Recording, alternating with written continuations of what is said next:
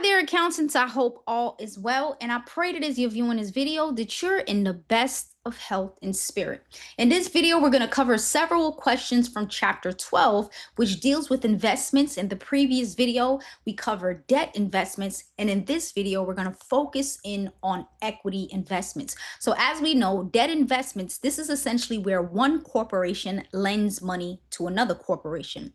In this lesson, where we're learning about equity investments, this is where one corporation has ownership in another corporation. And ultimately, the way in which it is accounted for, it depends on whether or not they own less than 20%, between 20 to 50%, or more than 50%. So we're going to jump right into this first question, and it's asking us, at what amount does Kim carry the Phelps investment on its balance sheet as of December 31st, 2027?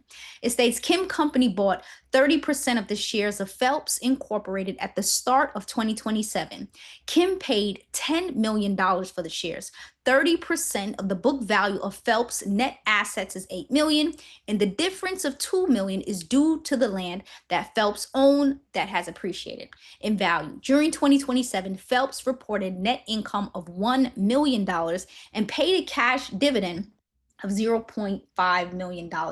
So as we learned in chapter 12, as it relates to equity investments, one of the key things is we essentially need to ensure, do they have significant influence or not? So significant influence, this is the ability to affect decisions of another company. And generally, this is presumed when a corporation owns between 20 to 50% of voting shares. So that might not always be the case, but for the most part, that is the general rule, that they have the ability to affect decisions.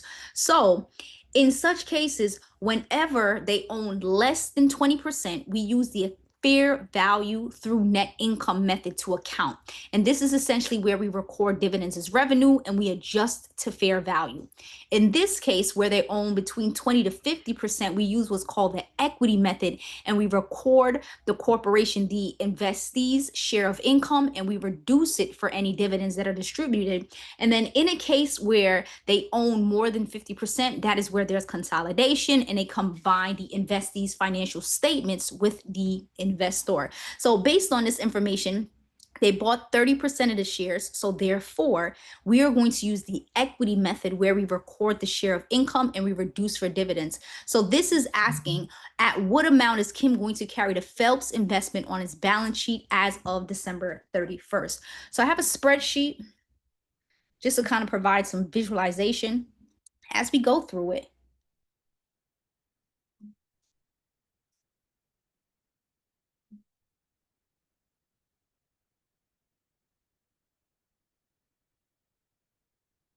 All right. So this is essentially how we figure out what that balance is going to be. So the first thing we need to focus in on is the price that we paid for the shares.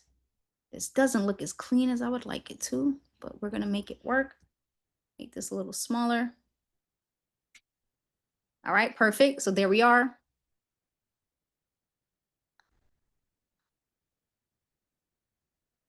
All right, perfect. All right, so the first thing we're going to do, we're going to factor in the price that was paid for the shares. So the price paid for the shares was 10 million. Let me make this a little bigger. All right, so we have the $10 million. The percentage of ownership, as it lets us know, is 30%. And then the next thing we need to factor in is, what was the net income that was earned during the year? So it lets us know that they reported net income of 1 million.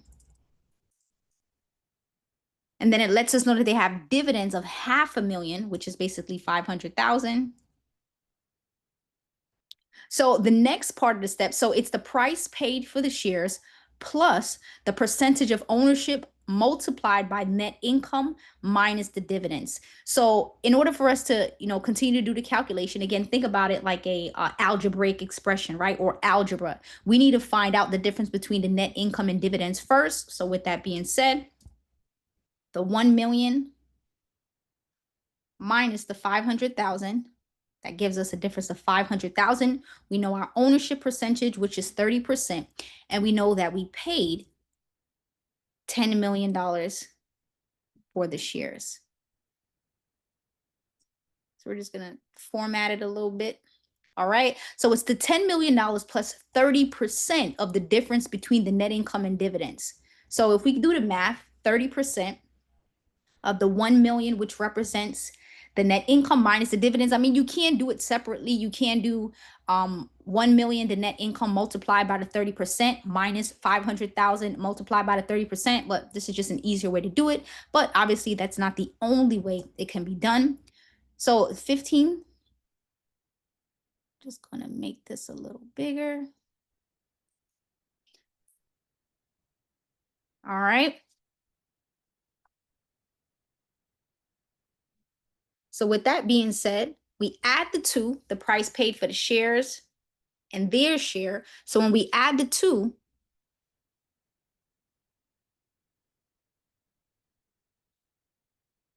that gives us $10,150,000.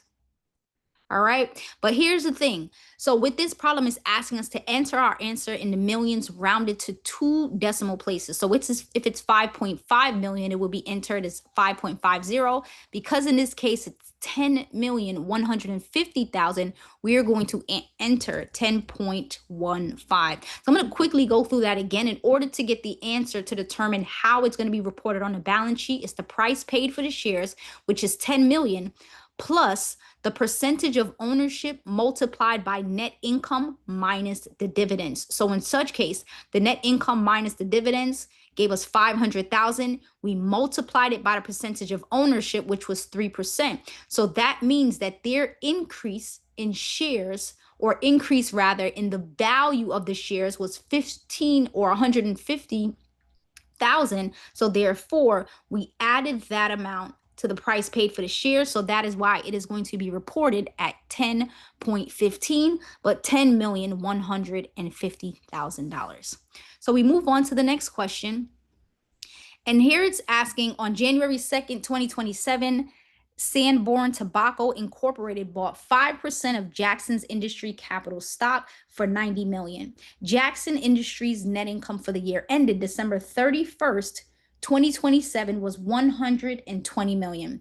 The fair value of the shares held by Sanborn was $98 million at December 31st, 2027. During 2027, Jackson declared a dividend of $60 million. All right. So in this case, we see that they bought 5%. So therefore, based on the rules, because the ownership percentage is less than 20%, we're not using the equity method as we did in the previous example. In this example, we're going to use the fair value through net income method, whereby we record dividends as revenue and then we adjust to the fair value. So we scroll down. The first thing is asking for us to prepare all appropriate journal entries related to the investment during 2027. All right, so we're going to try to make this a little bigger. Seems very small. All right, but we will make it work. All right, so here it's asking us the first entry: record the purchase of Jackson Industry Capital stock for $90 million. And then it is asking us the same thing. We enter our answer in the millions, so 10 million would be just 10. So with that being said, for our purchase, we're going to debit our asset account. We have investment in equity securities, and we paid 90 million, but we're going to input it as 90. And then anytime we see cash in accounting, we know that that means paid. So we paid 90 million. So that's our first entry. So now we move on to the second entry, and it says we record Sanborn Tobacco's portion of Jackson's Industry net income of 120 million. So this is the key difference. Because we are using the fair value through net income method, not the equity method, they own less than 20%. Therefore, the portion of net income, nothing is going to be recorded. So there is going to be no journal entry required because we are not using the equity method. So now we move on to question 3, and it's asking us to record the dividend revenue. So in order for us to record the dividend revenue, I'll pull back up the Excel spreadsheet quickly. So it's our percentage of ownership, which in this case is 5%. And the number, or rather of dividends that we own, or the dividends that were declared rather, here it shows this is 60 million. So 60 million. So therefore, and this should be 5 So therefore, 5% multiplied by the 60 million in dividends issued. So therefore, their share is 3 million. I believe I'm missing a zero. Yes, I am. Am I? All right. Nope. Yep. So 300,000. So therefore, our journal entry is going to be as follows. We received cash of 300,000. And then from there, we also record the dividend revenue. All right. So that's the key distinction when we are dealing with the fair value through net income method versus the equity method. So when we are dealing with the fair value through net income method, we do not record any of the share of ownership as we see here, where the corporation had net income. We have no journal entry required. And then for step 3, when we're recording the dividend revenue, we debit cash and we credit dividend revenue. And as we're going to see in the next problem, it looks a little different when we're using the equity method. So we record that journal entry. Now we move on to step 4, and it's asking us to record the fair value adjustment. So now we see that we paid 90 million for the shares, and they are now worth 98 million as of December 31st. So we need to make an adjustment. So based on that, what we see here, just make this a little bigger.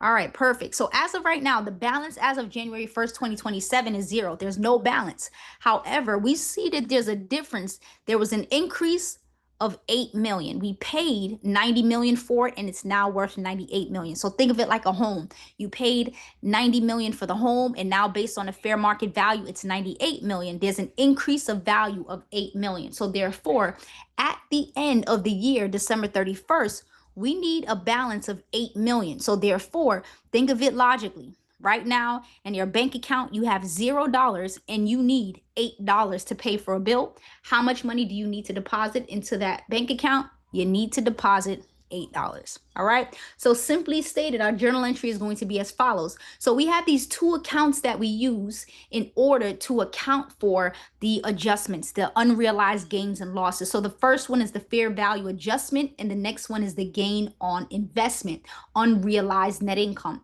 So in such case, because there was a gain, there was an increase, our gain on investment is going to be credited. So our journal entry is going to be as follows. We are going to debit the fair value adjustment, and we just confirmed that the amount of increase should be 8 million, and we are going to credit our gain on investment, unrealized net income. All right, so that's how we go through part 1, and now we're going to move on to part 2, which changes the fact pattern just a little bit. So now for part 2, is saying, assume that Sanborn sold the stock on January 2nd, 2028 for $110 million. It's asking us to prepare the journal entry Sanborn would use to record the sale. So in such case, now there's, some more information that we see. There's some more things happening here. So originally, again, we paid $90,000 for it. There was an increase. I'm just going to make this a little smaller. There was an increase to 98 million, and now it's showing that, hey, we are selling the stock.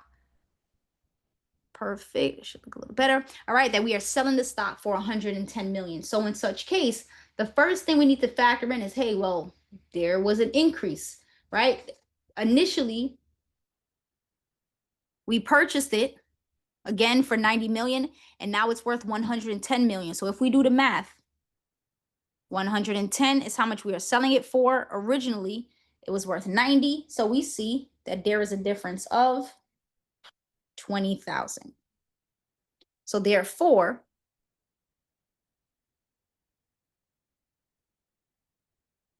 oh, not sum, my apologies. It should be subtraction. All right, so 20. So therefore, the balance needed at the end of the year is 20. But again, because of the previous entry that we made, as of right now, the balance in our fair value adjustment is 8. So same example, right? As of right now, you need $20 in your bank account and you have $8 to begin with. Therefore, The difference is essentially how much we need at the end of the period minus how much is already in the bank account. So therefore, we are going to make an adjustment for 12. The balance is currently 8, and we know that we need the ending balance to be 20. So therefore, we are going to need to increase our fair value adjustment account for 12, in this case, 12 million. So therefore, the journal entry is going to be the same. We're going to debit our fair value adjustment. We're going to credit the gain on investment unrealized net income for the 12 million. So this is the first part of our journal entry. So the first thing we need to do is record the increase. And then the second portion of the problem is where we actually record the sale. So now it says we sold the stock for 110 million. So we use what we do know to figure out what we don't know. So one thing we do know is that we received cash of 110 million. All right, I believe in this case, yes, it just wants us to input the number. So we're just going to put 110. All right. And something else that we know is that ultimately the investment, the original amount that we paid for these securities was 90 million. So that we do know. So we can close that out. The original investment in equity securities originally paid 90. But hey, we see, wait, there's a difference. We know that one thing about accounting is that our journal entries need to balance. And the reason for the difference is obviously, again, because of the gain that took place over the duration of the investment. So with that being said, we see that we recorded journal entries to this fair value adjustment account, and this fair value adjustment account is pretty much like a placeholder. Think of it like the opening balance equity account or one of our temporary accounts. We need to close it out. So when we sell the stock, that is exactly what we are going to do. Initially, we debited these accounts to show the increase, and now to close it out, we are going to credit it to close it out officially. So when we think of a T account, and I'll just show you guys here. So right now, we have $20 on the debit side. If we want to get this balance to 0, we are going to have to credit it out. So now 20 minus 20 gives us 0. So that is ultimately the logic behind why we are crediting our fair value adjustment account. So this was a really great example of us looking at equity securities from the standpoint of a less than 20% ownership, where we have to use the fair value through net income accounting method. So now we're going to move on to a next question. And in this question, this is where they own 20%. So therefore, we utilize the equity method. So it states, as a long-term investment, Painters Equipment Company purchased 20% of AMC Supplies Incorporated, 400,000 shares for 480,000 at the beginning of the fiscal year of both companies. On the purchase date, the fair value and book value of AMC's net assets were equal. During the year, AMC earned net income of $250,000 and distributed cash dividends of 25 cents per share. At the end of the year, at the year end, the fair value of the shares is 505,000. So this question is giving us two fact patterns. So here it shows that they own 20%, but it says assume that there was no significant influence acquired. So because there was no significant influence, we're going to treat it as though it's less than 20% ownership, because again, that is typically what is presumed. We presume that when there's significant influence, that there's an ability to affect decisions. Therefore, we use the equity method. But in this case, even though they own 20%, there's no significant influence. So therefore, we treat it, or account for it rather, using the fair value through net income method. So the first thing we're going to do is record the purchase of AMC Supplies shares for $480,000 as a long-term investment. So the entry is fairly similar with no regard to whether it is 20% or more. We debit investment in equity securities for the amount paid, which is 480,000, and it lets us know, remove a 0. And we know anytime we see paid, that means that cash left the business, so we credit the account. So now we move on to our next entry, and it asks us to record Painter's Equipment share of AMC supply. So again, because they do not have significant influence, therefore we use the fair value through net income method. So no journal entry is going to be required because they're not going to record any portion of the share of net income. Now for this step, it asks us to record the cash dividend of 25 cents per share. So we need to do some extra math for this problem. So in order to figure out exactly, how much is going to be recorded, we need to consider the percentage of ownership, which in this case is 20%. Then we need to figure out the number of shares that were owned, and it lets us know 400,000 shares the corporation has, and we own 20%. And then we also factor in the dividend per share. So therefore, we can do the math as follows. Let me make this a little smaller so we can hopefully see everything. All right, perfect. There we are. All right, so 20%, which is the percentage of ownership multiplied by the number of shares outstanding, that gives us 80,000. And then from there, we multiply the ownership by the number of shares, which represents the number of shares that Painter's Equipment owns. We multiply that by the dividend per share. So therefore, in such case, they are going to record dividend revenue of $20,000. So it's the percentage of ownership multiplied by the number of shares multiplied by the dividend per share. So therefore, our journal entry is a debit to cash for the 20,000. And again, because they do not exert significant influence, therefore, we use the fair value through net income method. So we record it as dividend revenue for the 20,000. And now this brings us to our last journal entry, where it asks us to record any necessary year-end adjusting journal entry when the fair value of the shares held are $505,000. So we've seen this previously. How much did we pay for it at purchase? Purchase price was $480,000. And now at the end of the year, it's worth $505,000. So now, have an extra zero. All right. So again, think of it just like, a house. You have a house, you paid $480,000 for the house, and now the value of the house is $505,000. So what is the adjustment that is necessary to recognize the appreciation in value? It's the current fair market value, which is $505,000, minus the original purchase price, which was $480,000. Therefore, there is an adjustment that needs to be made for $25,000. All right, so with that being said, we've already seen the journal entry that we need to record. It is a gain. So therefore, we are going to debit the fair value adjustment for the 25,000. And we are going to credit our gain on investment unrealized net income for the 25,000. So pretty straightforward for the most part. Again, we use the fair value through net income method because even though they owned 20%, they did not have significant influence. So now with this next problem, or next part of the problem, rather part 2, is saying assume significant influence was acquired. So in such case, there's going to be, a bit of differences. For the most part, the first entry is going to be the same. So here we see it asks us to record the purchase. That purchase is going to be the same as mentioned. It does not matter whether or not there is significant influence or not. The initial journal entry is the same, the amount that was paid. And then we credit cash because cash was paid of $480,000. So that journal entry is the same.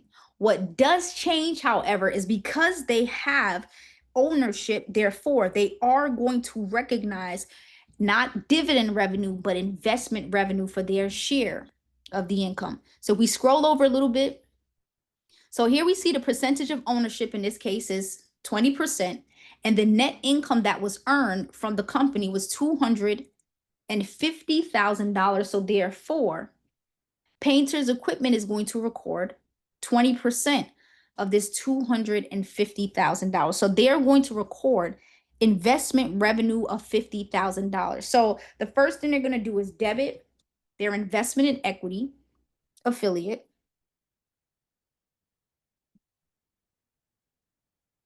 and they are going to credit investment revenue for the $50,000. All right. And here's another quick thing to point out. I'm going to actually scale back to the previous section. So when we use the fair value through net income method, we debit investment in equity securities. But when we use the equity method, we debit investment in equity affiliate. So let me update this. Investment in equity affiliate. So that is ultimately what we use when we have significant ownership, when we are using the equity method. All right, so just keep that in mind.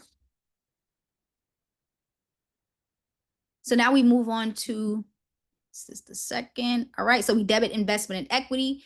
We do the same thing when we have the increase because of the net income and our share of ownership. For part 3, it asks us to record the cash dividend of 25 cents per share. So we already did the math for the previous problem. So here, the first thing we do, we multiply the percentage of ownership by the number of shares. That gave us 80,000, and we multiplied that 80,000 by 25 cents, which is the dividends per share of 20,000. But the difference here, well, first things first, we know we're getting cash of 20,000. That doesn't change. But because we're now using the equity method instead of crediting dividend revenue, we are crediting our investment in equity affiliate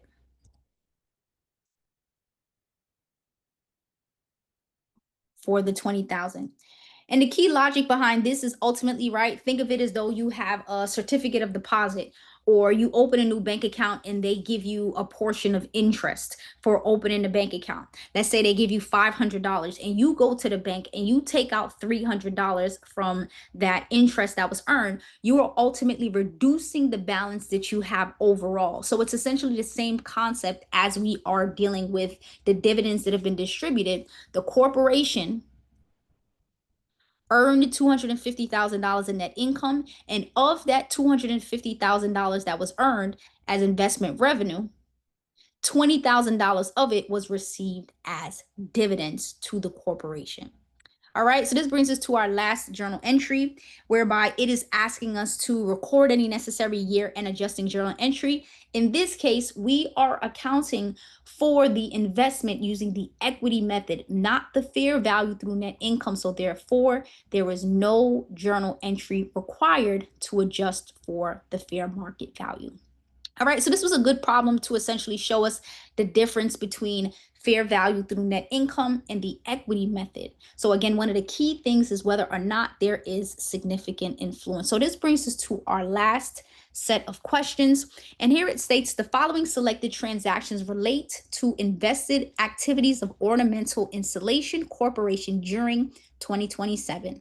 The company buys equity securities as non-current investments. None of Ornamental's investments are large enough to exert significant influence on the investee. Ornamental's fiscal year ends on December 31st. No investments were held by Ornamental on December 31st, 2026. So there's these several transactions that we are going to record. Step 1 asks us to prepare the appropriate journal entry for each transaction, as well as any adjusting entry, and indicate any amounts that Ornamental Insulation would report in its 2027 income statement, statement of comprehensive income, and December 31st, 2027 balance sheet as a result of these investments. So the first thing we're going to do is we are going to record the acquisition of Distribution Transformers Corporation common stock for $400,000. So one of the key things here is it tells us, if we scroll back up, it says none of Ornamental's investments are large enough to exert significant influence on the investee. So based on that information, we know that we are going to be using the fair value through net income method. So therefore, we are going to debit our investment in equity securities. Again, if they did have significant influence and they own between 20 to 50, we would use investment in equity affiliate, but that is not the case. So we debit the investment in equity securities for 400,000 and we credit cash for the 400,000. So that's our first journal entry.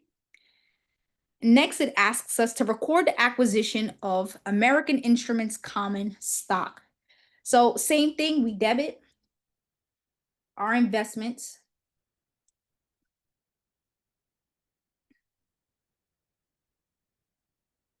All right, so we'll scroll down, investment in perfect, investment in equity securities, and we credit cash for the 900,000.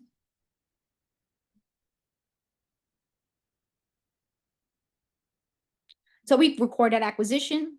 Now we move on to step 3, and it states that we received a $16,000 dividend on the Transformers common stock. So again, because we are using the fair value through net income method, we are not adjusting the balance of our investment in the securities.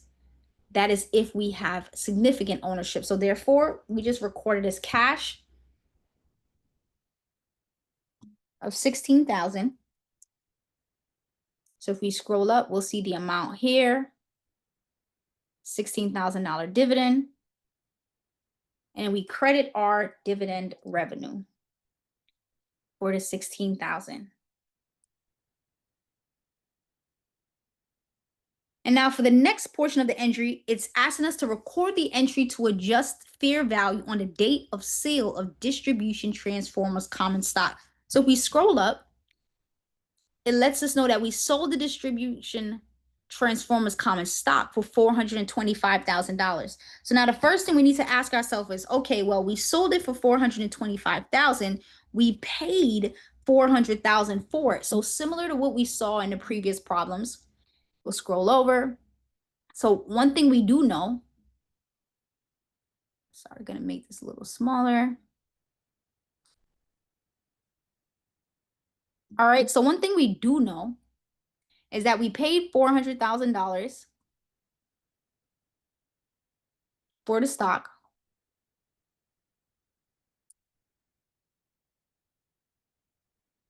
And we sold it for $425,000. So again, much like I gave you the example with the house, we paid $400,000 for it. It's now worth $425,000. So therefore, there needs to be an adjustment to the fair value of $25,000. So therefore, our journal entry would be as follows. We are going to debit the fair value adjustment for the $25,000. We are going to credit gain on investments, unrealized net income for the $25,000. And let's just say in the event that there was a loss, it would basically be the reverse. The journal entry would be loss on investments, unrealized net income, and then we would credit the fair value adjustment if there was a loss. All right. So just keep that in mind, that if there was a loss, it would essentially just be that the journal entry would be reversed, and instead of debiting or using rather the gain on investments, we would use the loss on investment. So this brings us to our next entry, where we're now recording the sale. So again, cash we received of 425,000. The value of the investment in the equity securities is 400,000. And now we're going to close out the fair value account, because again, as we see here, think of it with the T account. We debited the amount for 25,000, and right now we need it to be a 0 at the end of the period. So therefore, we are going to credit this account to 0 out the balance. So we credit our fair value adjustment account for the 25,000. And this brings us to the end of this journal entry. So now we move on to step 6. And for step 6, this is where we purchased 1.4 million of M&D common stock. So same thing, we debit our investment in equity securities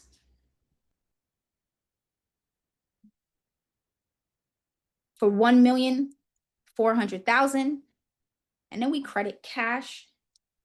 So as I'm sure you're starting to see, one of the key things that you need to keep in mind is, all right, well, Do we have significant influence? Do we own less than 20%? If so, we use the fair value through net income method and we record dividends as revenue and we make any adjustments to fair value, but we do not record any share of income. If there is significant influence and we own between 20 to 50%, in such case, we use the equity method and we record our share of income.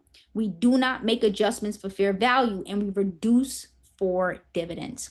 So this brings us to our last journal entry, and it's asking us to record the entry to adjust fair value of the investments at year end. So based on this problem, it's telling us the following. So we know that for the American instrument, or we can use, all right, so we have it in a reverse. So M&D stock, we paid 1.4 million for it. Oh, I have an extra zero. Let's get rid of that. All right, so we have 1.4 million. And then for the American Instrument stock, the cost is 900,000. So we sum that up. So the totals as of December 31st was 2.3 million. I'm gonna fix this up so we can see the whole thing. And then now it's telling us that the fair value for M&D Corporation is 1,460,000. And for the American Instruments, it's 850,000. So we see that one stock increased in value and another decreased in value. So we'll get the sum. So overall, we ultimately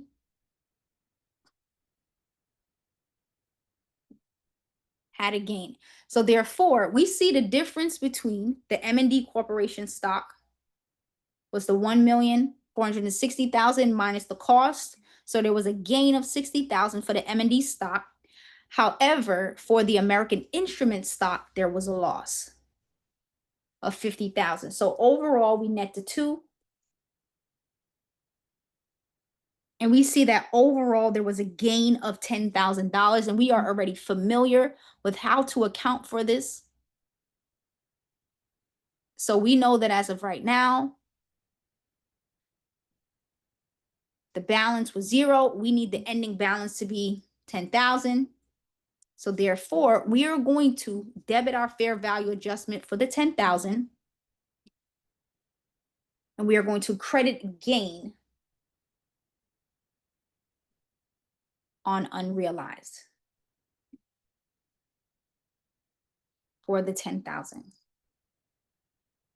All right. So once you understand and can discern exactly, whether or not you're using the fair value through net income or the equity method, it makes it so much easier. So that brings us to the completion of part one of this problem. We're going to move on to requirement two. So for requirement two, it's now asking us to complete the income statement.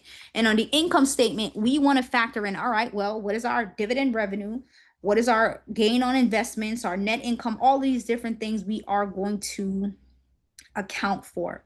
So therefore, the first thing we're going to factor in is our dividend revenue.